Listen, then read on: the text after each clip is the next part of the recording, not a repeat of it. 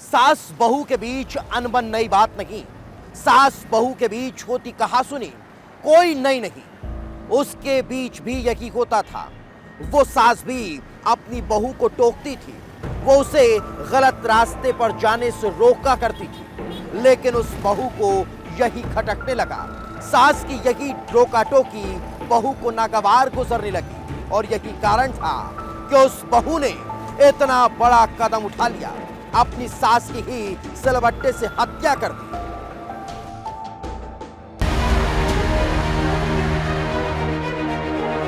खून से रंगे रिश्ते की खौफनाक दास्तान, तानों ने उसे कर दिया था परेशान, गुस्से में आकर कर दिया काम तमाम। सास बहू और साजिश।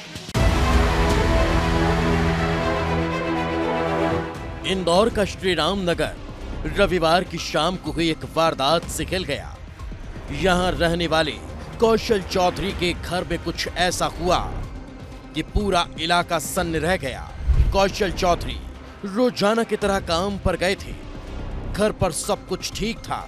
कौशल दिन भर का काम खत्म कर घर आने की तैयारी कर रहे थे, लेकिन इसी के साथ जुर्म भी दबे पांव दस्तक देने की तैयारी कर रहा था। और जब वो घर लौटे तो पूरी दुनिया बदल चुकी थी। जब वो घर में घुसे तो पैरों तले जमीन खिसक चुकी थी, क्योंकि उनकी पत्नी गोमती बाई बाथरूम में बेसुध पड़ी थी। पूरा शरीर खून से सना हुआ था। सिर पर चोट के गहरे निशान थे। ऐसा लग रहा था जैसे किसी ने पत्थर से बेरहमी से वार किया हो। गले पर चोट के निशान थे, जैसे किसी ने गला दबाकर मारा हो। इंदौर में पुलिस की बहुत बड़ी लापरवाही सामने आई है। यहां पुलिस की लापरवाही की वजह से एक बहू ने अपनी सास की बेरहमी से हत्या कर दी। हर कोई हैरान था, आखिर घर में ऐसा क्या हुआ कि गोमती बाई की सांसें छिन गई। घर में गोमती बाई के साथ सिर्फ उनकी बहू नेहा ही थी। पहला शक नेहा पर ही था। तो क्या नेहा की हत्यारी है? और ससुर ने जब थाने में रिपोर्ट दर्ज करवाई तो इस सवाल से भी पर्दा उठ गया, क्योंकि हत्या का आरोप किसी और पर नहीं बल्कि नेहा पर ही था। वो नेहा जो चंद महीनों पहले ही इस घर में बहू बनकर आई थी। वो नेहा जिसने गोमती बाई के बेटे संदीप से शादी की थी। वो नेहा जो इस घर को स्वर्ग बनाना चाहती थी। लेकिन उस दिन ऐसा हुआ कि नेहा के सिर पर खून सवार था। सास और बहू के बीच विवाद इतना बड़ा कि नेहा ने आपा खो दिया और अपनी सास को घसीटकर बाथरूम में ले जाती है। वो उसका गला दबाकर बेसुध कर देती है और इसी दौरान उसके हाथों में मसाला पीसने वाला पत्थर आ जाता है। वो सिलबट्टे से इतनी वार करती है कि गोमती बाई की सांसें ही टूटने लगती है। बाथरूम में बंद करके बेरहमी से मेरी मम्मी को वो मार रहे थे। पत्थर टाइल्स से मार रहे थे। पहले मम्मी का चार्जर की कॉर्ड से उनका गला वो करा, हाथ से गला दबाया और फिर उनको टाइल्स से बाथरूम में ले गए। फिर टाइल्स से उनको मारा गया। बेरहमी इतना कि उनकी शकल पूरी उनने ऐसा कर दिया कि उसमें से वैसे आंत निकल गई, उसमें से चूरमा निकल रहा था, उसमें से वैसा निकल दिया मेरी मम्मी को उनने। सास लहूलुहान हो रही थी, चीख रही थी, रहम की भीख मांग रही थी, लेकिन नेहा के सिर पर खून सवार था। वो तब तक वार करती है जब तक कि सास की मौत नहीं हो जाती। तो सही है कि मतलब उस समय पुलिस कार्रवाई कर देती तो शायद मतलब ये घटना नहीं घटती।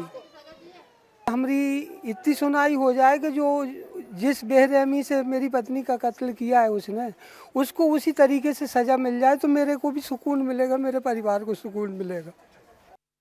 आखिर सास बहू का रिश्ता कुछ के दिनों में इस खतरनाक मोड़ पर कैसे पहुंचा? आखिर ऐसा क्या था कि नेहा ने अपनी सास की जान ले ली? पुलिस पे हैरान थी। तभी पूछताछ में पता चलता है कि सास उसे लगातार ताना देती थी। वो उसे फोन पर बात करने से टोकती थी और नेहा मन ही मन उससे नफरत करने लगी थी। वो उसे दुश्मन मानने लगी थी।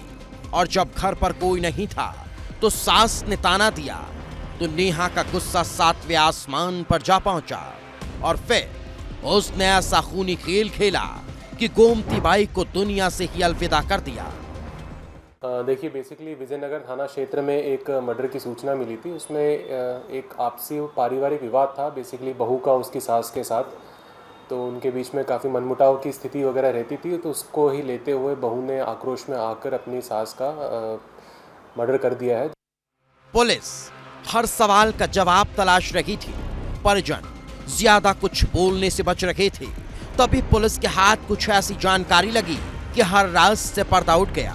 मामला जितना सीधा लग रहा था वो कहीं ज्यादा खतरनाक निकला, क्योंकि ये सिर्फ घरेलू हिंसा का मामला नहीं था, ये सिर्फ आपसी विवाद नहीं था, बल्कि ऐसी साजिश का हिस्सा था जिसका अंदाजा किसी को न था। हर कोई हैरान था कि रिश्ता चंद महीनों में इतना कैसे बिगड़ गया। और जो खुलासा हुआ वो चौंका रहा है, क्योंकि ये मामला प्रेम प्रसंग की ओर इशारा कर रहा है। दरअसल नेहा की ये चौथी शादी है। संदीप की जिंदगी में आने से पहले वो 3 शादियां कर चुकी थी, लेकिन ज्यादा दिन तक नहीं टिकी। शायद सास को भी इस बात की चिंता थी। नेहा शादी के बाद भी घंटों फोन पर बात करती थी। वो किसी से अपने दिल की बात करती थी और इसी को लेकर सास टोका करती थी, उसे रोकती थी, और यही इस हत्याकांड की वजह बन गया। हाँ, बच्चे को छोड़कर ये बॉयफ्रेंड के साथ भाग गई है। मुंबई रही, 2 साल मुंबई में रही। फिर मुंबई में भी तीसरे के साथ अफेयर करके तो जो दूसरा वाला था उसको भी छोड़ दिया इनने। जो था जिससे मुंबई भगी थी उनको भी छोड़ दिया इनने। इस दौरान परिवार ने पुलिस पर भी गंभीर आरोप लगाए हैं। परिजनों का आरोप है कि पुलिस अगर वक्त पर कार्रवाई करती तो महिला की जान नहीं जाती, क्योंकि वो 1 दिन पहले शिकायत लेकर थाने पहुंची थी, लेकिन पुलिस ने ध्यान ही नहीं दिया। तो हमको वहाँ पे कोई इंस्पेक्टर, पहले तो लेडी, उनने बोला कि आप वो उनसे बात कर लीजिए। फिर उनके पास गए, किसी नाम तो नहीं, मुझे नहीं पता उनका, पर उनने बोला कि आप उनके पास शाम को आना। वो मैडम से बोले शाम को मिलेंगी वो। हाँ, तो जब भी नहीं आई वो, जब भी मैंने किसी को भेजा कि आप पता करो, तो जब भी नहीं आई, कोई भी नहीं था वहाँ पे। हत्यारिन बहू अब सलाखों के पीछे है, लेकिन सास बहू और साजिश के चलते एक परिवार पूरी तरह से तबाह हो चुका है। एक मां की जान जा चुकी है तो बेटे की जिंदगी भी बर्बाद हो गई। वो बेटा जो बेकसूर है, लेकिन नाजायज मोहब्बत और अवैध संबंधों की आग इतनी भड़की कि हर रिश्ता जलकर राख हो गया। और इसी आग में एक ऐसे अपराध का जन्म हुआ जिसके बाद सिर्फ पछतावे के अलावा कुछ नहीं। हर सपना चकनाचूर हो गया और पूरी जिंदगी जेल की 4 दीवारी के नाम हो गई।